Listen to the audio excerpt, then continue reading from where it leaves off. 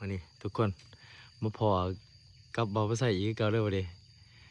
มีอันมาเอามิมมาเลยเอาห้างมิมอีกเก่าแหละ ยามมาเขาห้องน้ำไม่เห็นห้างมิมมาฉันมีห้างอยู่บ่เด้น่ะสันเบิงก่อนนะข่อยว่ามันบ่มีห้างนะ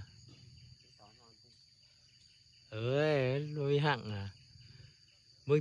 แต่มันอันนี้ติยั่วๆติเห็นบ่ลองสันเบิ่งแต่บ่เชื่อข่อยมีห้างอยู่ดิ บ่เป็นตาสิมีห้างโอ้กระป้อมกระโหลดมาดิ กระป้อมโหลดลงมาดึงเห็นบ่สูงมีบ่ล่ะห้าง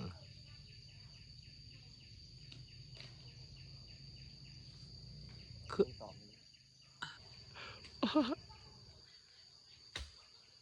โอ้โหคูเหนื่อยเด้ออ่ะโอ้ยห้างบ่ใหญ่ห้างบ่ใหญ่ก็ยังดึงเอาเลยอย่าเฮ็ดให้หัวหน้ามันแตกเด้อเอามาเบิดน่ะโอ้ตายแล้วเอามือปัดออกลงมาแล้วดึงเอา เออซีนเอาในอยติซีนเอาในอยติเฮ้ยไล่แล้วเลยโอ้เดี๋ยวทุกคน เบิดงามเลย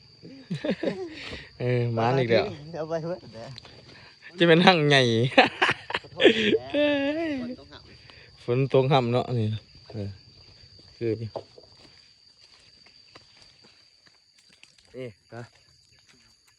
มาดิทีมงาน ไป ไอ้เราทั้งมิมเกาอีกแล้วทุกคนหมาหนึ่งเกานี่โอ้หอม